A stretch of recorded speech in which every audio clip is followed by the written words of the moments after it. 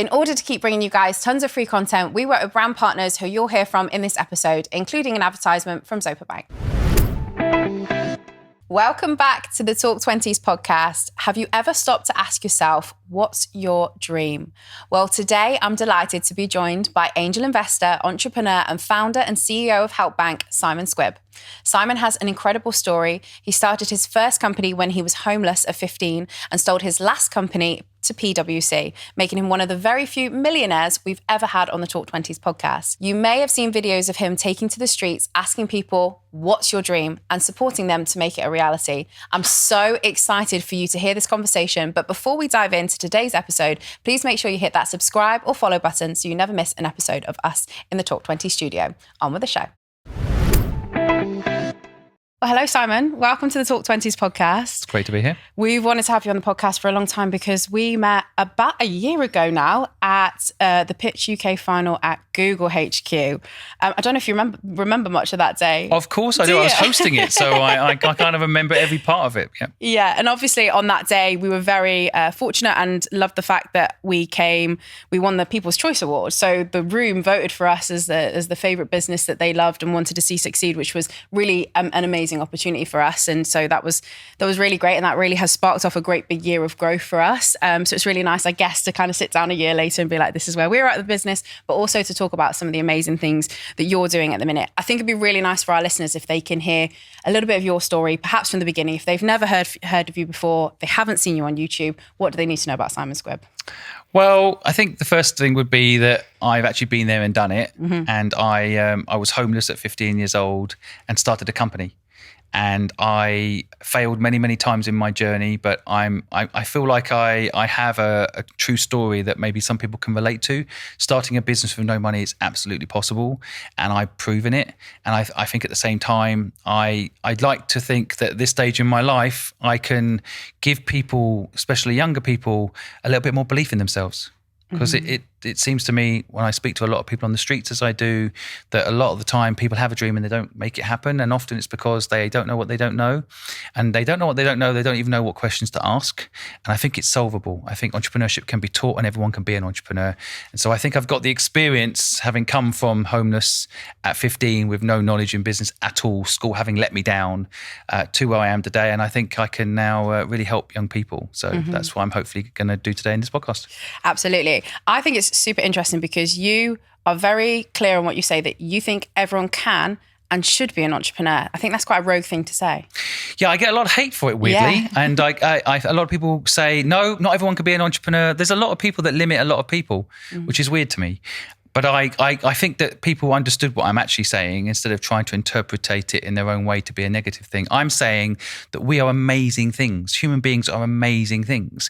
I was like, imagine if Elon Musk tomorrow announced that he's created a human being. I mean, he's not far off it, by the way. He's created these incredible robots. But let's just say he announced tomorrow that he's created a human being. He spent $3 trillion on it. People think it was cheap.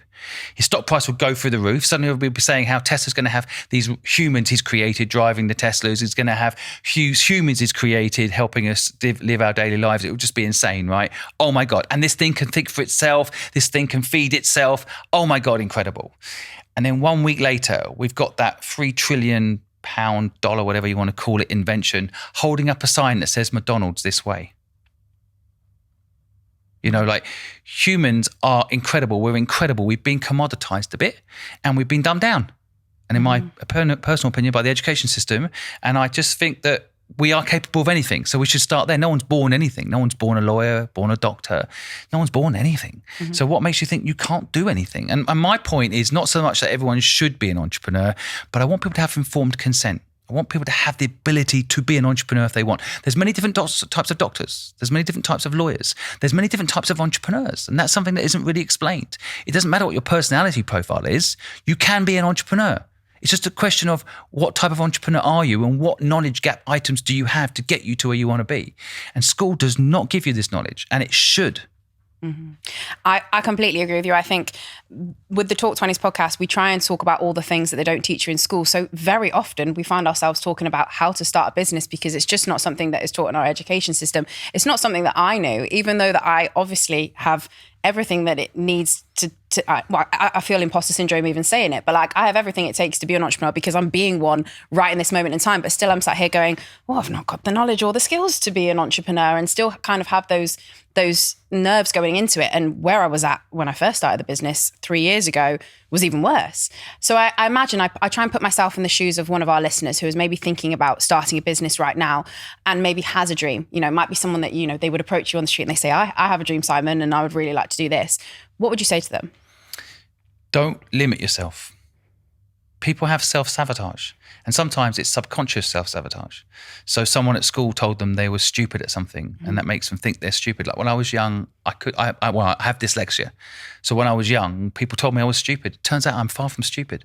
But I thought I was for the longest time because I couldn't read. And in school, that's pretty much one of the number one criteria. Read off this blackboard, read this book and learn this. Otherwise, you're stupid. So I think it's understanding what you're good at and perhaps just dumping what you're not good at.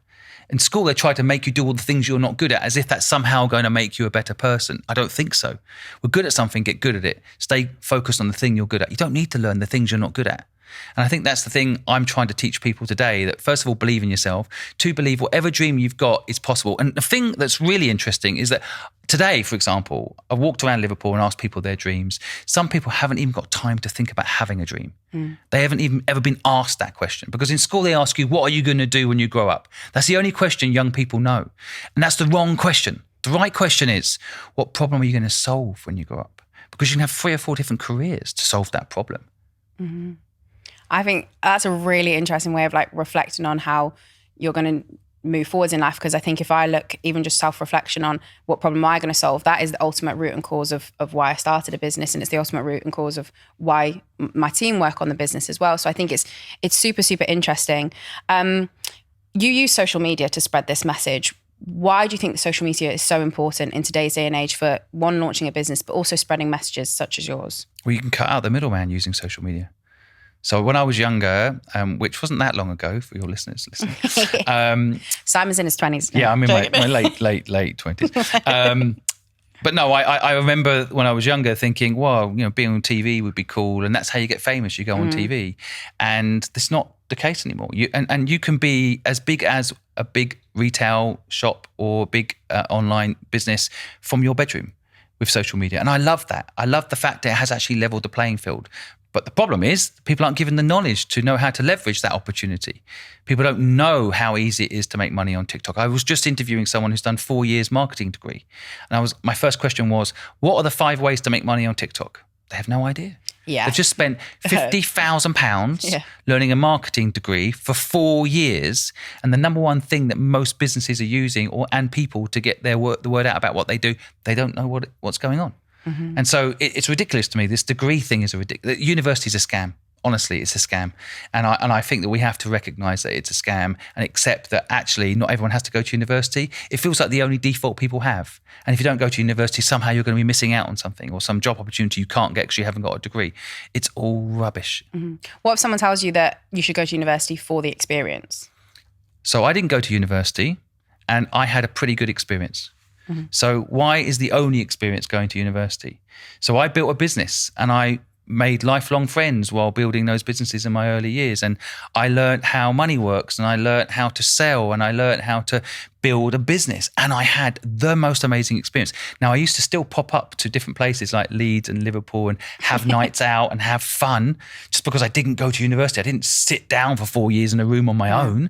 And so that's sold in universities. 2 things in university that make me think it's a scam that are sold. One is we're told, network, experience.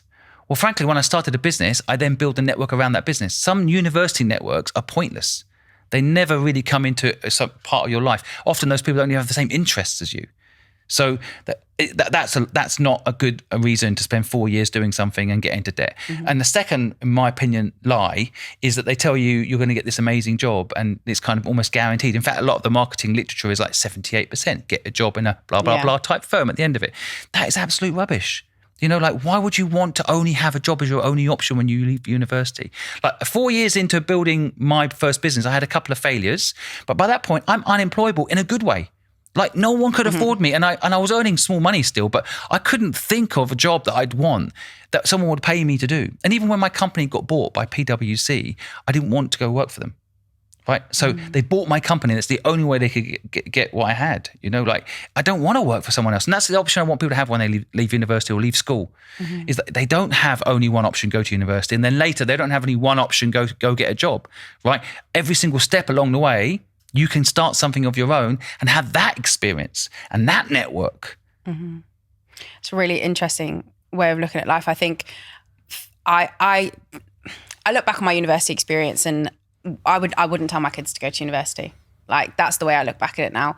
And I don't know. I think that wasn't something I probably thought even when I first came out of university. But it is something that as I get older, I'm like, yeah, I don't think, like you say, you can get experiences and what everyone feeds you that you can get it elsewhere. You can. And the experience of growing the business and what I've done in the past 3 years has catapulted my career so much more than the 3 years I spent in university. A quick note from our sponsors, Zopa Bank, who are here to help you with your personal finance in the Zopa app. Zopa have a For You section on their app that gives you helpful, personalized insights like reviewing your subscriptions, checking for cheaper broadband and energy bills. The first thing that you need to do is link your accounts using open banking. Once your accounts are connected, the available data will let Zopa understand your finances and give you personalized insights. It will also analyze your credit file and check your Zopa eligibility. Best of all, it's all free and at your fingertips always, so you can make sure you're making the best, most informed choice with your money 24/7. Download the Zopa app now to find out more. Well, I would add as well, because I know what's going to happen in the comments if people are listening to this. What they're going to say is, no, you need university if you want to be, a doctor or a lawyer or civil engineer. Yeah. Well, first of all, we've created a monopoly for ourselves, and haven't we? If the only way to become a lawyer is to go through the university system, then wow, there's a lot of law firms that are missing some really talented people that couldn't afford to go to university. Second is, I mean, what internship programs, and you should be bringing people in and giving them life experience within the actual working job itself, not put them through a 4-year education process. So that's a mistake that the system is making, not giving people the option to go straight into the actual business, right? I honestly think not enough people are saying what you're saying, that no one's even thought as far as even to argue it though, because it's just so ingrained in culture. And now companies don't have the infrastructure to handle it. Yeah. Because it kind of used to happen. Yeah. You know, used to go into internship programs and you'd get the training on the job. Right now, of course, someone would argue, well, you can't be a doctor training on the job. Okay, so there's going to be exceptions to this. But for example, in Liverpool today, I asked a young person this morning, what's your dream? And they said, I'm at university studying to be a civil engineer, right? Yeah. So it's a 4-year course, okay? And again, there'll be huge amounts of debt at the end of it. And I said, I reckon in the 4 years that you're doing that, by the time you come out, AI is going to be doing 90% of the job that you're training to do, right? So what you could do, the best thing that person could do is learn about AI now. In a year's time, when they've learned a lot, start a YouTube channel about AI. And when they come out of university in 4 years' time, if they know so much about AI that they're actually going to be, because AI is not going to take people's jobs. Those using AI are going to take people's jobs, right? So I'm saying to this young person, are they teaching you AI in your present degree? No, it's not even in any of the documentation. So the very thing that's going to take your job, you know nothing about. So learn it on the side. Do you think that's a hack then? Do you think that's a hack for like example. No matter what degree you're doing? So if you are in university right now and you can't see yourself dropping out of it, to learn AI on the side and how that can be implemented in your current role so that when you graduate, you have that above everyone else? In certain jobs, yes. I think each job or whatever you go into university to do, because there are a huge amount of people that just go into university because they don't know what else to do. Yeah. They've not been given a proper career track. Yeah. Right. It's very common. I mean, I haven't seen any stats lately on this, but I know that a large proportion of people go into university learning a certain thing to get a certain job. But in reality, I also know a huge amount of people that actually get that job and hate it. So a lawyer is a good example. Well, this is it. Yeah, maybe I don't know your background, but that's kind of interesting. I did an education degree and I went into teaching and hated it. That's my story. So, and this is a very common story. And I think, why don't we sit down with young people before they go into university and commit 4 years of their life and say, right, why are you going into university? Because there's different reasons. I want to get away from home, which is fair enough, right? They don't want to be living at home anymore. So it's a great chance to go, I'd rather give them £40,000 to start a business. And they can have that experience away from home, but start a business. And then they can make money, not lose money. And the experience of actually doing is how we really learn. Right, I've got a 6-year-old. I watch how he learns. He learns not because I tell him to do something. He learns because we do something he enjoys. right? And kids don't do what you say, they do what you do. But that aside, I mean, the main point is definitely the way the education system works is not for 90% of people. There are, I think, 10% of people that like to memorize and use that memorization to get an A. But that is why those people end up working for D and E students. A students often end up working for D and E students. Interesting. So, because if you can memorize, then frankly, with AI and Google and these things, you are becoming a commodity. That in school is what determines whether or not you're clever. You get an A. That's not the determination of clever in the real world. I'd love to chat more about how you would see the education system without all of that. But I kind of want to dive in a little bit deeper for our listeners who are tuning in because they want to start a business. Because I think a lot of people will see this episode and think, I have an idea, I want to take action on it. Tell us a little bit more before we dive into that about the staircase. What happened there? So well, the short story is a staircase came up for sale in Twickenham and I bought it. And I hate property. I think property is actually a real problem in society as a business. It shouldn't be a business. Anybody that tells me they're in the property business and says they're an entrepreneur in the same sentence, sorry, but they're not.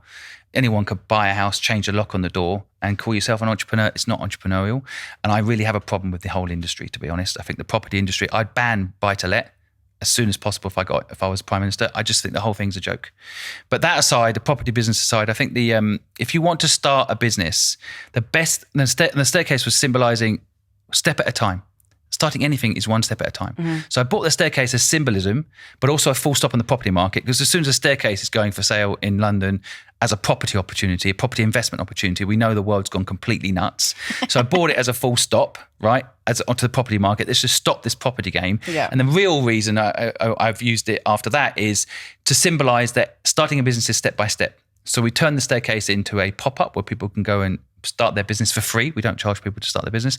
We stuck a doorbell at the bottom of the staircase and we said, if you have a dream, go to that doorbell, press it, record your dream, and we'll upload it to our millions of followers and help you start your dream. And the reaction to this has been mind-blowing. Like hundreds and hundreds of people from all across the country. We had someone from Scotland yesterday drive all the way down from Scotland and go press this doorbell. Where's this doorbell?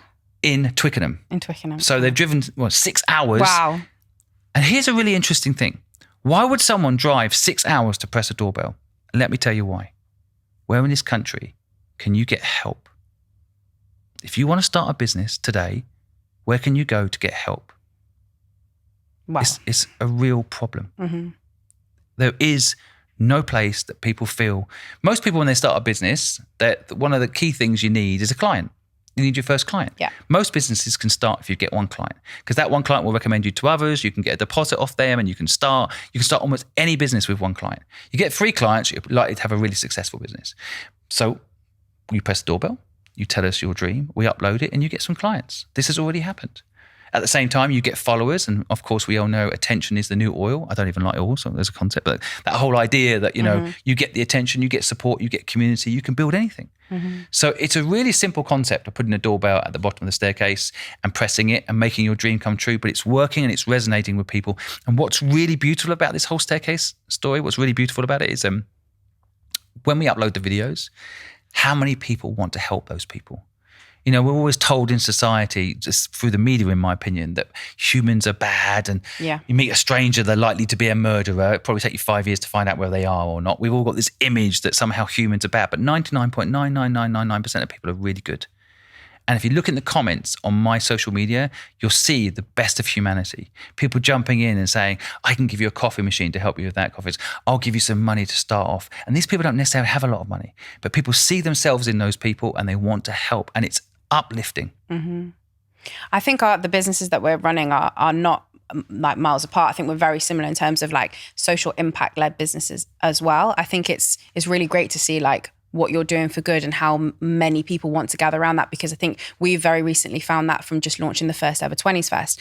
We thought, we want communities to come together, and it was great. And then we were hit with train strikes and people drove from all over the country to come to 20s Fest because they wanted to be there in a room of people that were all about kind of uplifting and kind of finding new ways to support one another. And the same with brands. We had so much support from brands who were saying, we'll give you products to go in the goodie bags because we believe in what you're building, what you're growing with Talk 20s and how you're helping young people kind of take their next steps in their life. And I think ultimately I've seen what you've seen in business, and that majority of the people want to do good. There will always be those haters and those trolls in the comments, but ultimately people want to do good, I think. They really do. And again, I've seen it play out time and time again on so many, and this isn't said enough. I feel like we are living in a world where, the media in particular, I don't want to get into conspiracy theories, but they create this clickbait, which often is about, the bad things in the world happening, and we get consumed by it. And then our subconscious believes that it's true. Mm-hmm. So maybe 10 years ago, a little bit longer, I suddenly developed a fear of flying. And I don't know why, because I actually have to fly a lot. So I'm like, why am I suddenly scared of flying? And I see a plane, my hands would sweat, I'd be really nervous. Like, why am I scared of flying? Anyway, I actually went and got some help to understand why I'd built up this fear of flying. And basically, 9/11, I watched that, of course, when it happened. Mm-hmm. I watched it over and over again, like a lot of people probably did back then. And it took about 5 or 6 years for it to sink into my subconscious. And basically, I built a fear of flying by watching planes fly into buildings. And so it took me a long time to figure this out. And as soon as I figured it out, I could get rid of it from my subconscious. I'm not scared of flying now. And I think that happens in the media. We get told, for example, 90% of businesses fail in the first year. You heard that? I've heard it so many times. Right. Is it true? Well, I haven't failed in the first year, so... And it's not true either. But people listening, I'd be really interested, people listening, have you heard that? Oh, most people will have said yeah. And it's a lie. 23% of businesses fail in the first year. 64% of businesses fail in the first 3 years. 100% of businesses fail at some point in history. Right. The point is, I'm part of this stat. My first business did fail, so I'm part of the 23%. My second business did fail within 3 years. But here's the thing. Here's the detail to these stupid facts that get out there. I made money in both those occasions. Because although it failed in the end, I made money along the way. And it's not just about making money. I mean, Jamie Oliver launched a restaurant. We probably all heard that it failed, right? But he had a restaurant. The first restaurant he ever opened was a restaurant called 15. This restaurant used to help underprivileged kids that were caught in a system of all sorts of horrible things. He brought them into his restaurants, gave them a chance, gave them a leg up. A lot of them went on to open up their own restaurants. He helped over 400 kids in that restaurant do well. And then it closed down and went bankrupt. But in that time, he still helped a lot of people. Mm-hmm. So we have to measure what success and failure is. And here's the truth. If you go on, keep pushing through failure, as I have done, my first business eventually failed. You eventually succeed. I think it's like 80% of people that keep going become financially free. So this isn't talked about. 90% of businesses fail in the first year is all we ever hear. And that somehow got into the subconscious. I don't know how.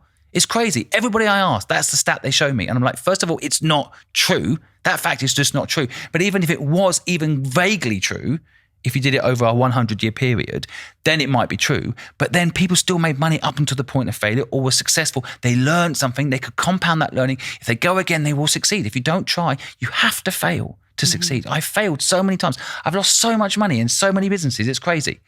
But I'm successful today because I did that. Mm-hmm. What do you think about the people that say that kind of making money is like a dirty thing? I think we have that kind of view in society where people are like, oh, you shouldn't flaunt what you've got, or and even like I think I heard you say on a podcast before that like actually if you end up working for a charity, you're frowned upon if you get paid a good wage, but if you're a banker, you might get paid 10 times that, and no one bats an eyelid. Yep. What's your view on that?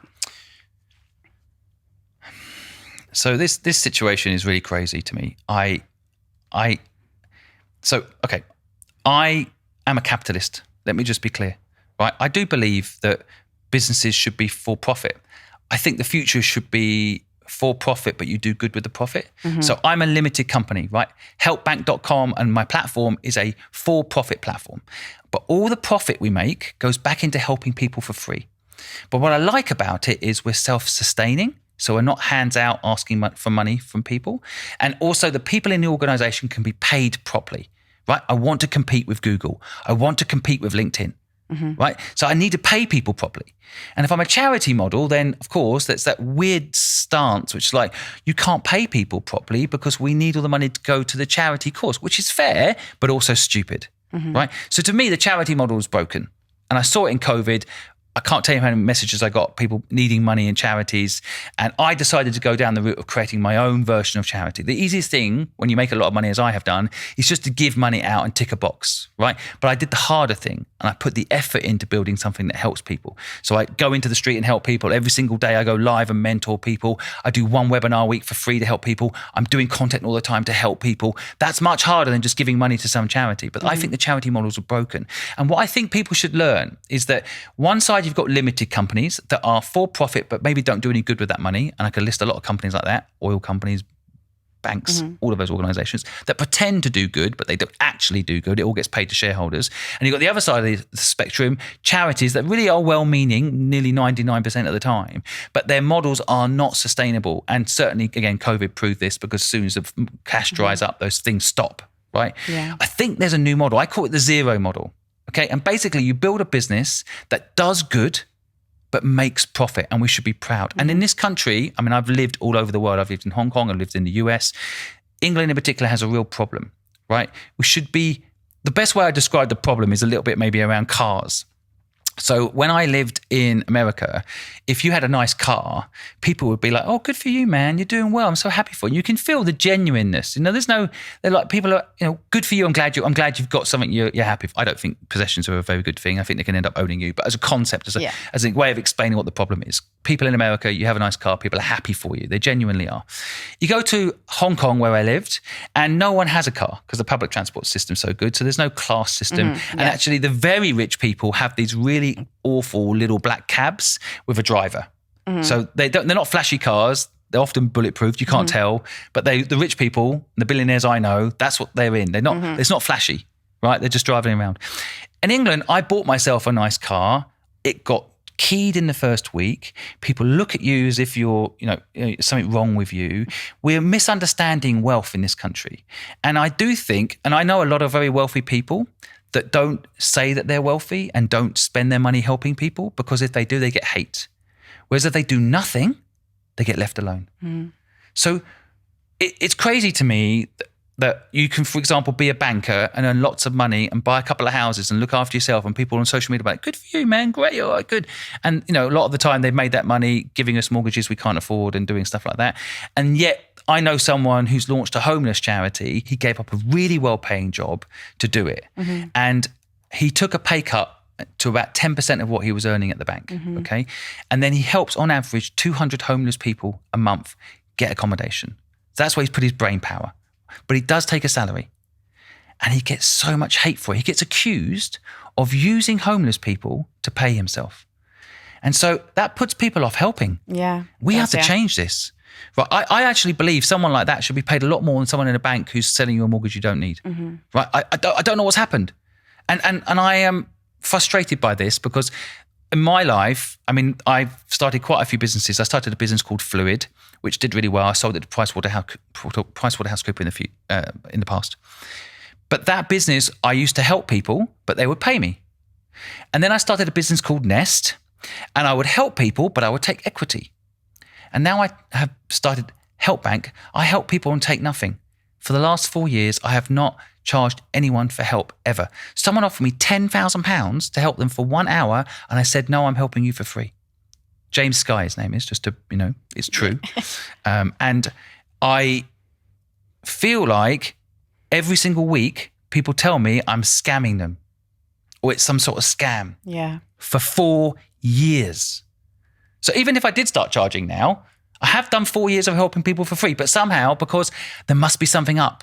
The media's done this to our brains. And you know what? It stops a lot of people, maybe your audience listening, it stops a lot of people doing good in the world, because they're like, if I do nothing, it's easier. But that's not true. Push through. Do good. Build a business that does good. Don't let the hate get you. And people will accuse you of all sorts of awful things, but you're doing good. I sleep so well at night. I've never slept so well as I have done the last 4 years. But honestly, some of the hate I get is really shocking, because everyone thinks that there's some angle to it and everything's a scam. We've got to get rid of this cynical view of the world. Super interesting. Someone right now might be sitting there thinking, I really want to quit my job and I want to start my own business. How? How do I even pluck up the courage to do that? So it depends on the circumstances of the person. So just quitting your job is something I actually advocate. I think if you don't have kids and you're living at home, then you should. In some respects, the Vikings call this burning the boats. When they land somewhere, they used to burn the boats. So you kind of got no choice but to make the thing you're focusing on work. Mm-hmm. And I built 19 companies. I wouldn't have been able to build any of them if I wasn't focused on them one at a time. Right? I don't care how good you are. I'm building a business today. I couldn't do multiple businesses at once. I couldn't have a job and build this company. I couldn't, and I'm really experienced. I know everything about how it all works, and I still couldn't do it. So people do need to focus if they want to make something work. And I think take a risk when you're young is absolutely good advice. Mm-hmm. Now, do I want people to quit if they are paying rent or they've got bills to pay that they can't sustain? Then do it slowly.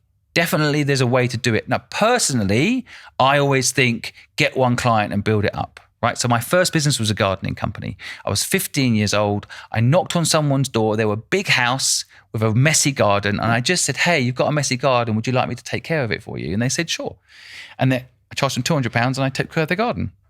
And so you can, sometimes you just start simple, mm-hmm. like window cleaning. Like you don't need a big social media presence. You just go see houses with dirty windows and knock on the door. Like go back to basics. And if you're young, I think this is good experience. It's like university, but for real life. Just knock on a door, learn to sell. Hello, I noticed your windows are dirty. Would you like me to clean them? No, get lost. Okay, you learn resilience. Knock on the door and say, hi, I noticed your windows are dirty. Can I clean them? Who are you? What? I've got someone that does it already. You learn how to deal with competition, how to review your competition before you knock on the door. By the 100th door, you would have learned more in that 1 week of knocking on 100 doors than you would ever do, in my opinion, in university. So sometimes we're starting a business. It literally is just, people don't realize when they look at me today, big social media following and a LinkedIn competitor platform, they think that this just happens overnight. This is a compound over 20 years of work. And sometimes that's what it takes. But if you're enjoying it, it won't feel like work. It's that old line, like if you actually enjoy what you do, it won't feel like a single day's work, blah, blah, blah. Many times. And basically that's true. But I think also people overthink about what to do.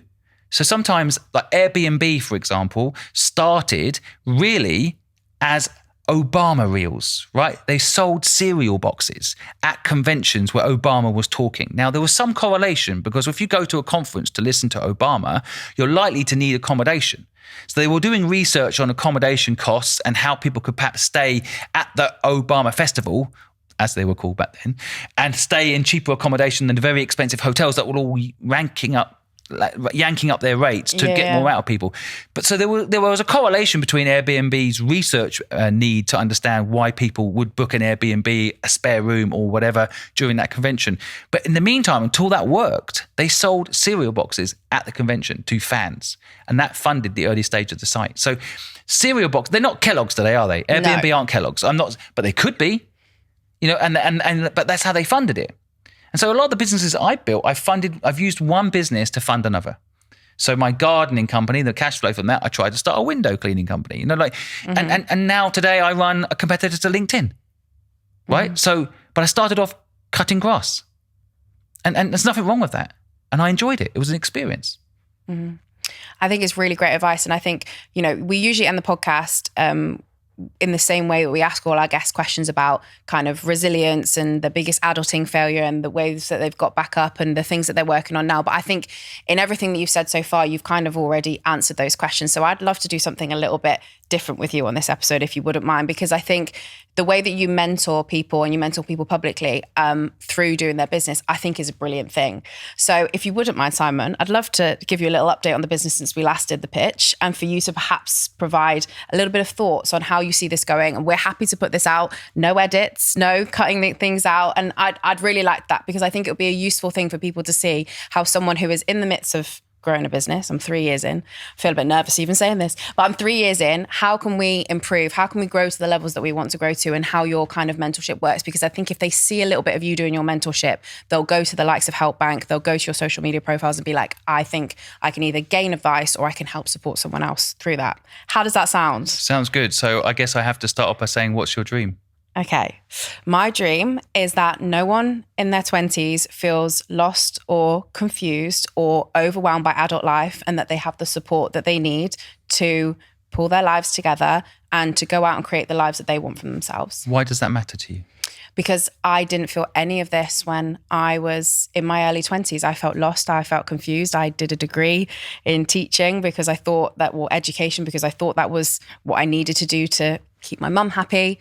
And it wasn't. It didn't fulfill me at all. And so I felt lost. I felt ill-equipped for adult life. I didn't know how to, if I wanted to buy my first home, I had no idea how to go about it. If I wanted to start a business, I had no idea how to go about it. How do you navigate relationships for the first time? No idea. Had no clue. So I, had a bit of obviously teaching experience behind me from doing my degree. And I thought, I think I can be the person that starts that platform. And today, 3 years in, how can I help you?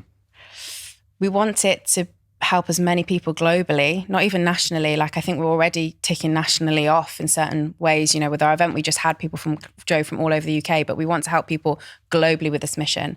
And I want this business to be something that doesn't need me or all the time to be able to exist. It's never been, and I always say this from the beginning, it's never been the Gaby show. It's never been about me. It's about everyone else's experience that come on the podcast. It's about your experience that you're sharing here. It's about all our guests that come on. It's about the speakers we have at our events.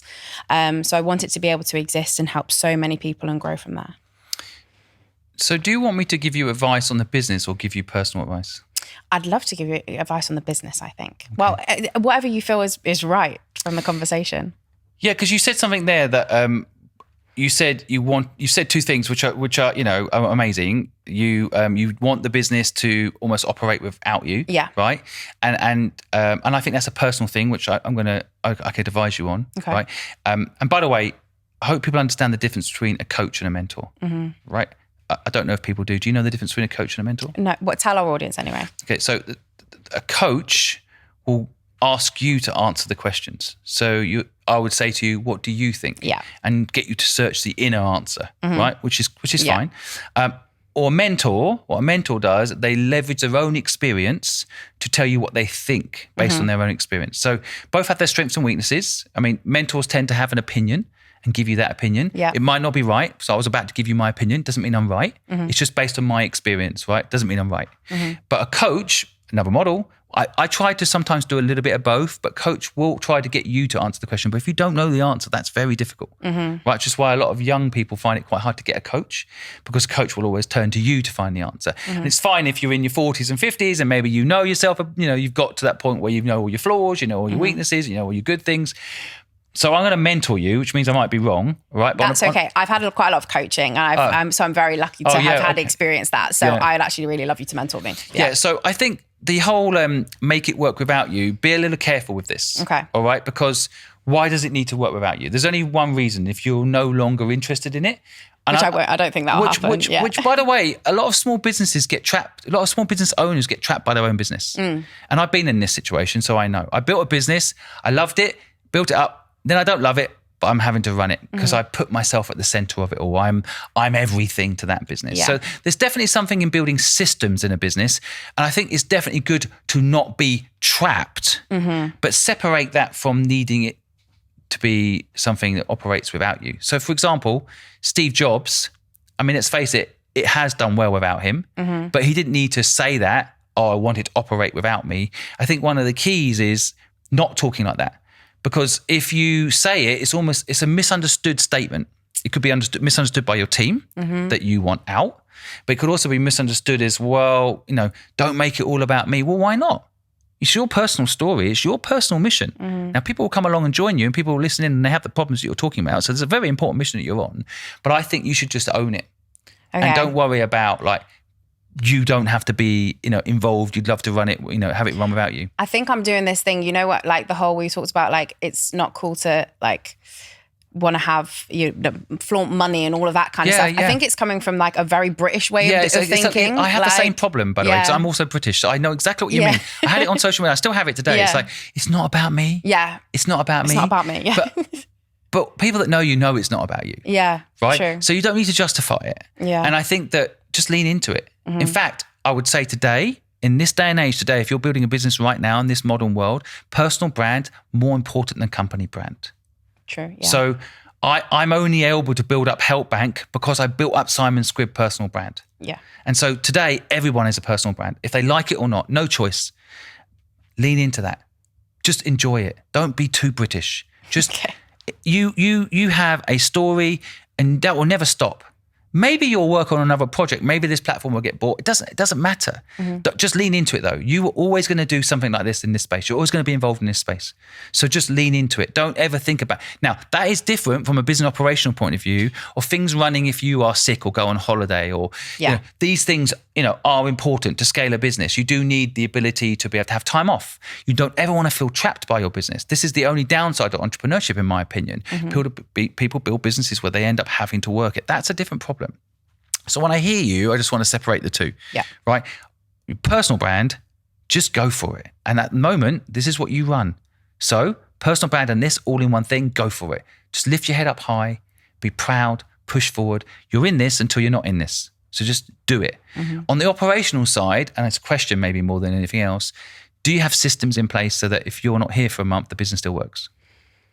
Here for a month, I think no. Like away for a week, I think fine. But I think that's coming up in a couple of weeks' time. And I feel for the first time in 3 years that I feel confident leaving the business, that the business will be absolutely fine. And I won't have to check my emails, and the people in my team will have it covered. That's the first time I've ever felt like that in 3 years though. Right. So I think that's really important. It does take time. Yeah. It does take time to build up that. But the most important thing is you actually let the people do it. Yeah, absolutely. Let go. It's more you than them. Yeah. So I've had the same problem. So I go on holiday and then I'm checking my emails, I'm giving feedback, and then people feel like they need to include me in it. Yeah. And yes, maybe one less mistake happens because I was doing that, but then I'm trapped. So you have to let things go and you have to trust. And if you do, people step up. People might not believe this, but my team who are here today, I'm not just saying this because they're probably listening to this, but I have built one of the best teams I've ever built in any company. And in large part, it's because I've learned to be a good person to work with. Because basically, for example, we make a video, I don't ever see it until it's up online. That's how much I trust the team. That's my personal brand. And sometimes they cut it and make me look bad because we put out stuff. Same with Georgia and my team, But they put out stuff that makes me look bad, but I trust them. Right? They know the mission we're on to help people do what they love. Right? And that's the most important thing. So sometimes they put clips out that do make me look bad because I'm asking someone to do something they love. For example, there was a clip that went viral where someone was holding a sign in the street and it was saying phones for sale.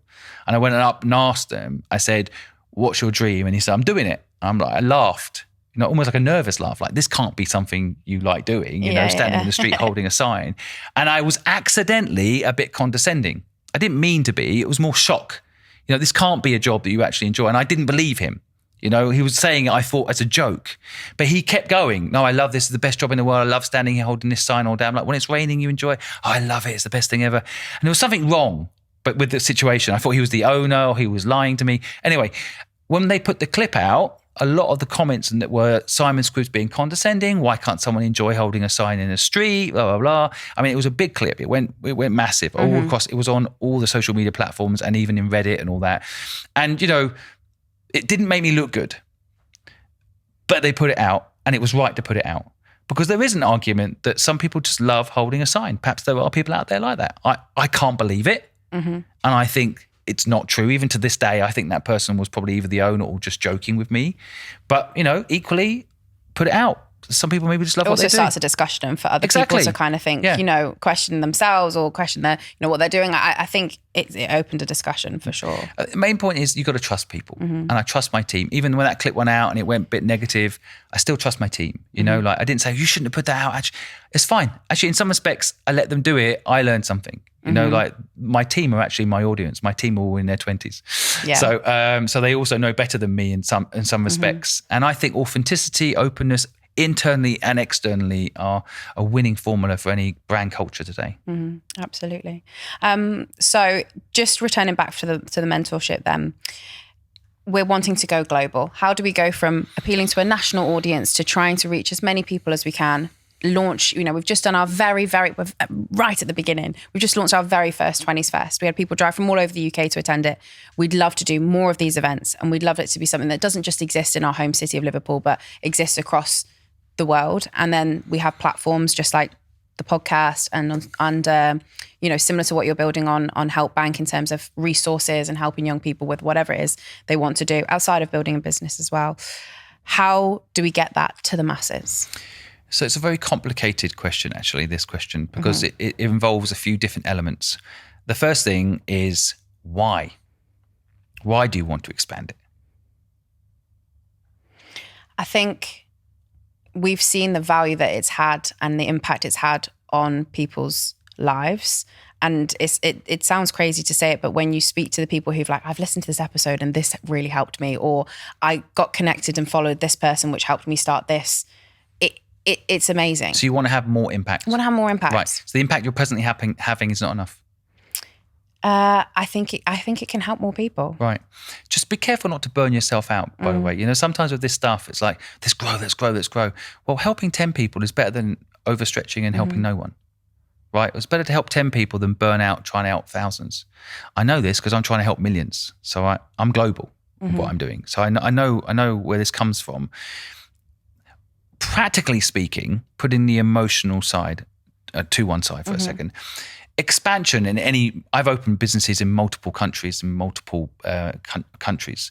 And the key partly is, I suddenly feel like Gary Vee when I said it's the macro and the micro. So why does someone like Gary Vee own the macro and the micro? But anyway, the bigger picture would be, for example, if you wanted to get into America, have American guests. That's it. You know, and then they would share it on their network and it would get into America. 40% of my audience is from America. So, you know, and partly it's because in the past I've had American people in the content. Right. So sometimes it's just simple as that. You know, you just get the international audience you want from having international people in the content. Right. So sometimes it's as simple as that to get global, especially with something like a podcast, because it's anyone can listen to it anywhere, generally speaking. Right. I think, of course, then there's more practical stuff. If you were talking about in particular a podcast, then you can target market the podcast to get to, or you can do partnerships with people in different countries or different locations, right? I think one of the most underrated things in business is partnerships. People just don't understand. I say 1 + 1 = 11. And I believe in this so much, especially when people have common purpose. So Elon Musk was one of the co-founders of PayPal. People all know this. But I don't know if people fully understand how it happened. He was originally, ironically, part of owned a company called X. That's why he owns X.com. He owned X.com before PayPal started. And he was going to do PayPal. And then he found out Peter Thiel and Reid Hoffman were doing this thing called PayPal and reached out to them and said, why don't we join forces? I don't want to compete with you. I'll come and work with you. And they went, sure. And he joined them as their CEO, and the rest is history, right? They all made hundreds of millions and they built something. And I think that's something that we don't do enough as business owners. Sometimes we work in our silos and we think the only way to build a business is if they build a business. A lot of big businesses that I've been involved in, they do roll-ups. So another way of doing it is they go and say, right, I'm one company, I'm going to buy 10 that do exactly the same thing and create a top co where we all own it, but now we're a bigger organization. It's like the EU, but in reverse business-wise, right? So actually it's something really powerful in that model. So as long as the purpose is aligned and moral code is aligned, this isn't talked about enough, but moral code is aligned. I think sometimes the best way to expand isn't necessarily doing your own ads or necessarily doing international guests. That's one way you can do it organically, is to partner up with people that are international with a similar mission. Some great tips there, Simon. And I'm gutted to pull this podcast to a close because I think you've been an incredible guest. I am so supportive of the work that you're doing. Where can our listeners find out more about HelpBank? Where can they find you on social media if they haven't already seen you? So you can log into helpbank.com and you can help people for free. The people we help always get help for free, but you can get paid for helping people. So we pay people to help people for free, but you can also just go on there and help people because it feels good. Yeah, I know I live by this, not give and take, but give without take. You go and help someone with no expectation of anything in return. It comes back to you in so many ways. So you can just log on and do that. And equally, if you want to laugh at me embarrassing myself in the street, talking to strangers, finding out their dreams and trying to make them happen, you can go on my YouTube channel or you go on any of my social media channels, all at Simon Squibb. Absolutely. Well, maybe we can catch up in a couple of years' time and maybe we can look back at the clip of the feedback you've given me and seeing if I've taken any of that on board and seeing whether it's helped grow the business. 6 months. We'll do it from 6 months from now. 6 months. Yeah. Okay. Let's do that. We'll do a review. But we always end the podcast with the same question that we ask every single one of our guests. And it's if you could look back at 20-year-old Simon. So I don't know where you were at 20, but if you could look back at him at 20 and give him just one piece of advice that would see him through his 20s, what would you want to say to him? I think I did it right already. I think keep going was probably the first thing I'd say. I think I believed in myself at 20. I think that was very important. I think I had to, because if I didn't, I'd be homeless still at that point. Yeah. I think that instead of advising myself, I'd probably say to someone at 20, believe in yourself a bit more. I had no choice but to believe in myself, which is kind of good. Actually bad luck is kind of still luck. I had bad luck, but it was kind of good because my boats were burned. I had to make it work. And I think that's part of it for people. Like, burn your boats, go for it, go all in. And that's what happened to me by accident. That's why when I was 20, I was on the right path. So I'd say to the younger self, just keep going. And I'd say, and the only one that's 20 that's not where they want to be, go all in on something. Amazing advice. Thank you so much for your wise words today. Thank you so much for having me.